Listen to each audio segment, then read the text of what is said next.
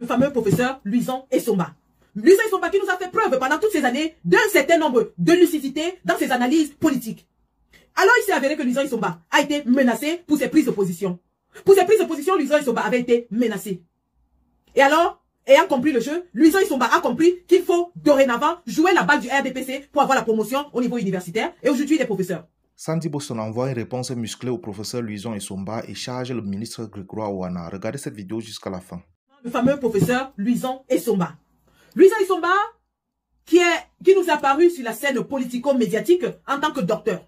Louison Essomba qui nous a fait preuve pendant toutes ces années d'un certain nombre de lucidité dans ses analyses politiques. Alors il s'est avéré que Louison Essomba a été menacé pour ses prises de position. Pour ses prises de position, Louison Essomba avait été menacé.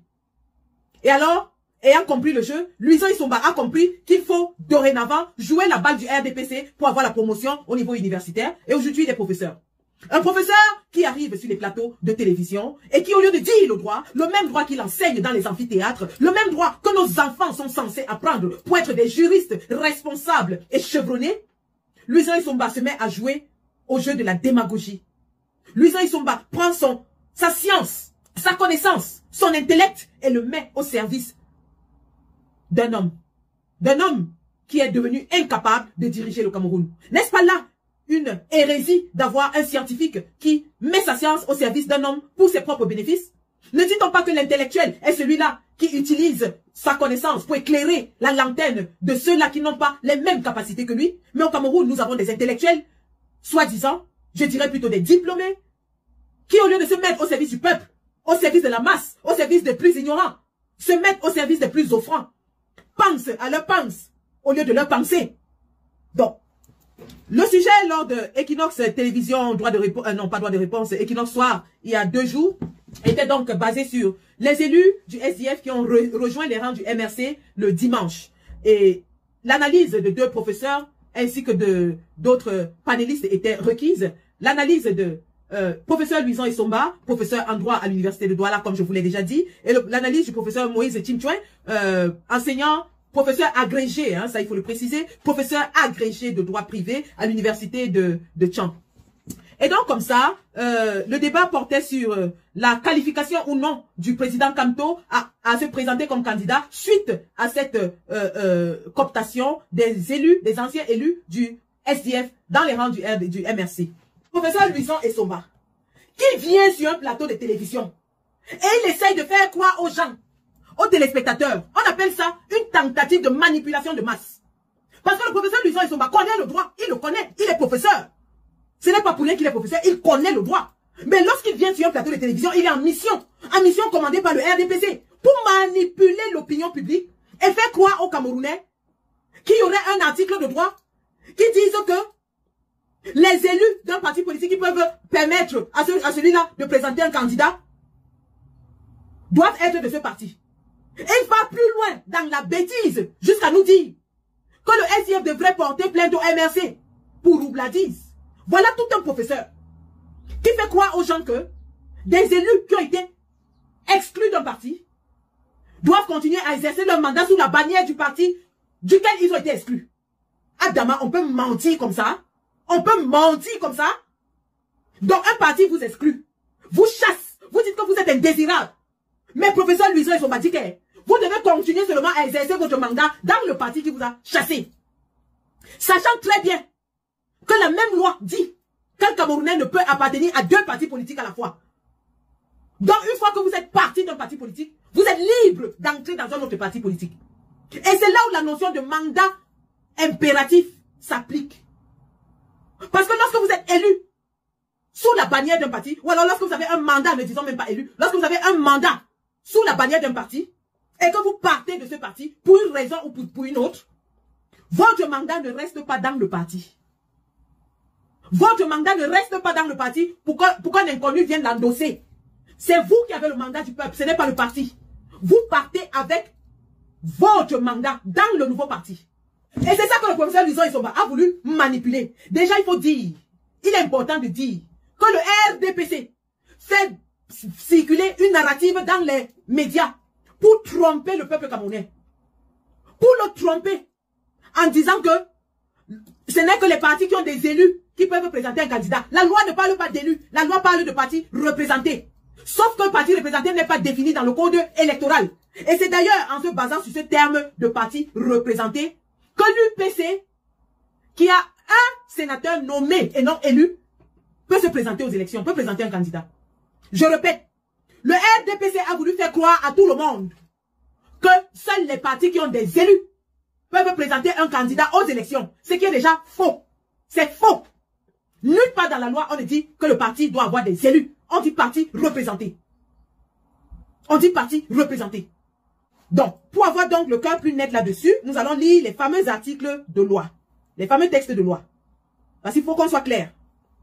Maintenant, si malgré tout ça, et comme il se prépare à le faire, le RDPC décide d'invalider la candidature du président Kamto, peuple camerounais, vous savez ce qu'il vous reste à faire. Ils ont les moyens d'État. Le président Kamto n'a que le peuple. Vous voulez qu'il fasse comment? Il est sur tous les fronts. Il est au tribunal avec les câbles. Il est là-bas. Il est à gauche. Il est à droite. Lui seul. Apportons-lui du soutien, bon sang. Article 121 du code électoral. D'accord? L'article 121 du code électoral est inscrit dans la loi numéro 2012-001 du 19 avril 2012 portant code électoral. Le titre, c'est dispositions spécifiques de l'élection et de la vacance à la présidence de la République. Au chapitre 3, donc déclaré à la déclaration de candidature, l'article 121 dit ceci. Les candidats, article 1, les candidats peuvent être, alinéa 1, soit investis par un parti politique, point. Le code électoral dit, donne les conditions pour que quelqu'un se présente à la présidence de la République. Il dit, les candidats peuvent être, alinéa 1, soit investis par un parti politique, point. Il ne précise pas que parti politique ayant des élus ou représentés ou ayant quoi que ce soit. Le premier alinéa dit parti politique, point. Donc, d'après l'article 121, alinéa 1 du code électoral, virgule, tout parti politique peut présenter un candidat. Cependant, l'alinéa 2 dit ceci. Soit indépendant, à condition d'être présenté comme candidat à l'élection du président de la République au moins 300 personnalités originaires de toutes les régions, dont les deux conditions sont, soit il est présenté par un parti politique, soit il est présenté en tant que candidat indépendant, auquel cas il aura besoin de 300 signatures de personnalités dans les 10 régions, en raison de 30 personnalités par région. Mais alors, il précise, à l'alinéa 3, que le candidat investi par un parti politique non représenté.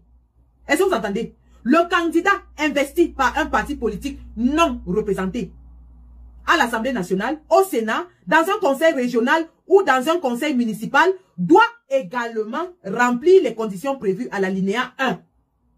Ci-dessus, applicable au mandat, au candidat indépendant. Ça veut dire quoi? Je répète, le candidat peut être présenté par un parti politique sans précision, dans n'importe quel parti politique, d'après le code électoral, article 121, alinéa 1. Il ne précise pas qu'un parti qui a des élus.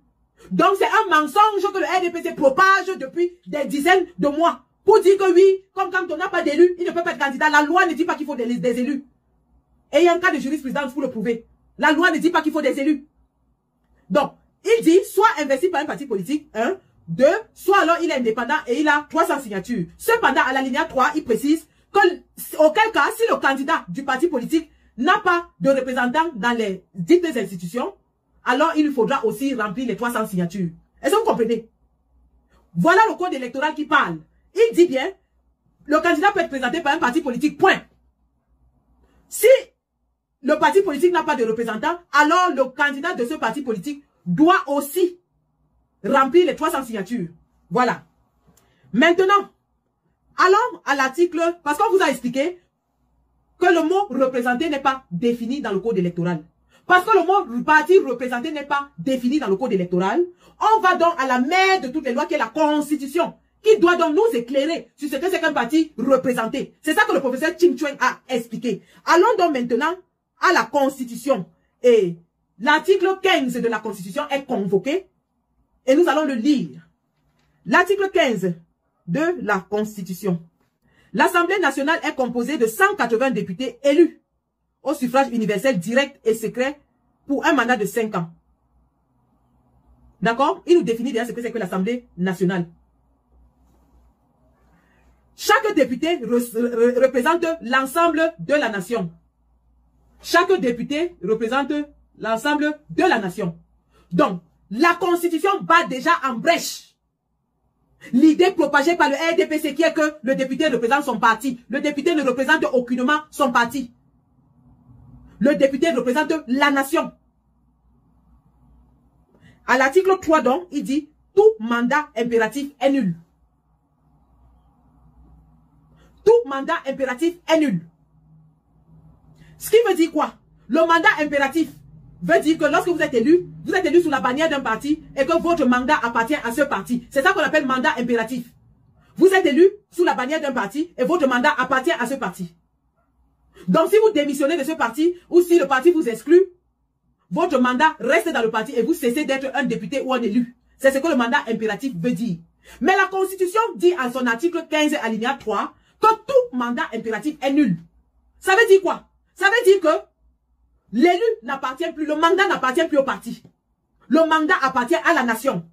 Donc, si vous êtes élu sous la bannière du parti A et que vous démissionnez de ce parti, vous partez avec votre mandat. Si vous êtes élu sous la bannière d'un parti A et que vous êtes exclu et rejoignez le parti B, alors vous partez avec votre mandat dans le parti B. Et je vais maintenant vous citer les cas de jurisprudence qui le démontrent et qui ont été acceptés depuis longtemps sans que le RDPC nous bronche. Lorsque cet article 3, cet alinéa 3 de l'article 15 de la Constitution était favorable au RDPC, on n'entendait personne se plaindre. Aujourd'hui, que les adversaires du RDPC utilisent les mêmes armes, ils crient partout au scandale et veulent torpiller, saborder, contorsionner la loi. Nous leur disons non, la loi ne sera jamais contorsionnée. La loi ne sera jamais torpillée. Vous allez respecter votre propre loi. C'est de ça qu'il s'agit. Vous êtes au pouvoir depuis 43 ans.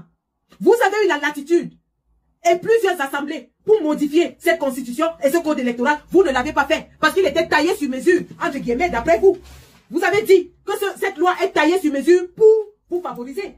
Mais aujourd'hui, vous êtes mis en difficulté avec votre propre loi. Et donc, nous allons prendre des cas qui démontrent à suffisance que le mandat impératif est nul. Prenons le cas le plus récent. Honorable Jean-Michel Lincheux, exclu du SIF, a créé son propre parti, qui est le FCC. On a demandé au professeur Louison Essomba si Honorable Lincheux continue à siéger pour le compte du SIF à l'Assemblée nationale. Il dit non. Il siège alors pour qui? Il ne peut pas répondre. Honorable Lincheux a été exclu. C'est-à-dire qu'on te chasse d'un parti. On dit qu'on n'a pas besoin de toi, on te chasse.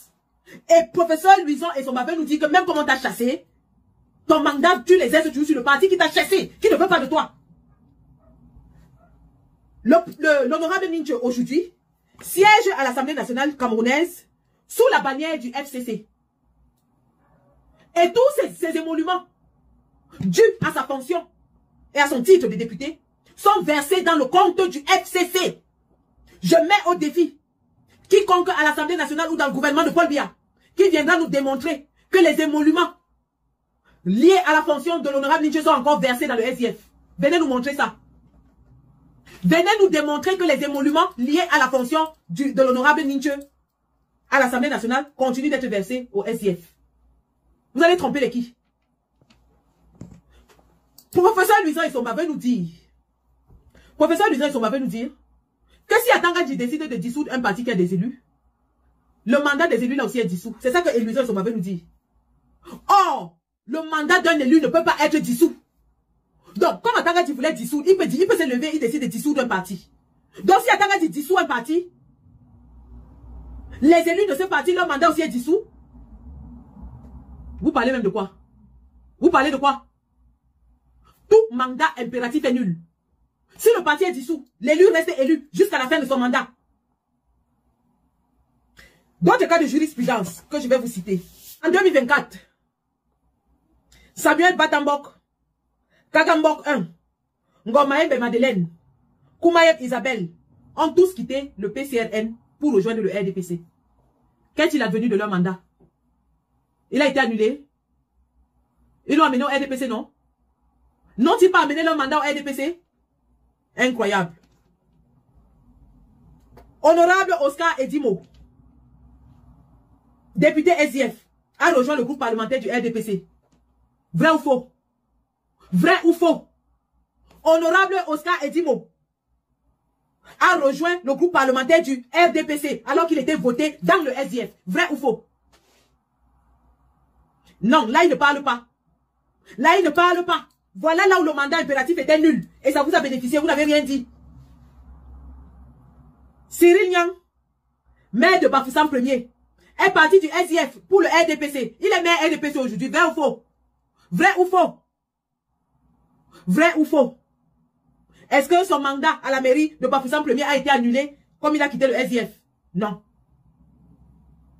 Quand ça bénéficie au RDPC, vous ne parlez pas. En 2024, Abdoulaye Sinele, ancien maire de Maroua 2, a quitté le FSNC pour rejoindre le RDPC. Vrai ou faux? Son mandat est où? Est-ce que son mandat est encore dans son ancien parti? Non. Il a pris son mandat avec vous, avec lui. Il est parti dans le RDPC avec. Quand ça vous bénéficie, vous ne parlez pas. Aya Paul Abine de regretter mémoire. Aya Paul Abine de regretter mémoire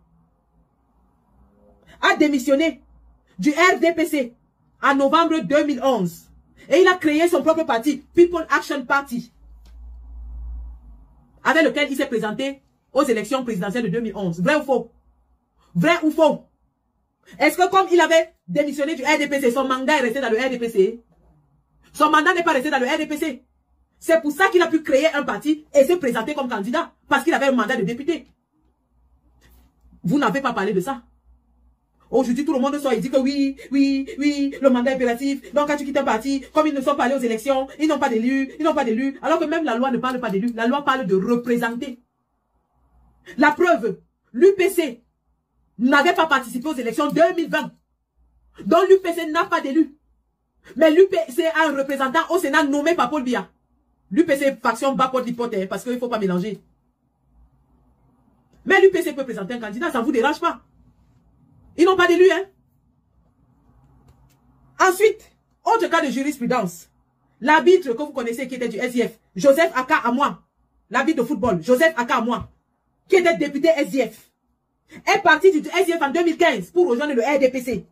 Et il était même dans le groupe parlementaire du RDPC. Donc quand Joseph Aka Amoua quitte le SDF, est-ce que son mandat de député reste dans le SDF? Qu'est-ce qu'il va chercher dans le groupe parlementaire du RDPC s'il n'est pas député? Il partait chercher quoi dans le groupe parlementaire du RDPC? Voilà donc des cas qui prouvent à suffisance que le mandat impératif est nul. Donc un élu, quand il part d'un parti pour un autre, va avec son mandat.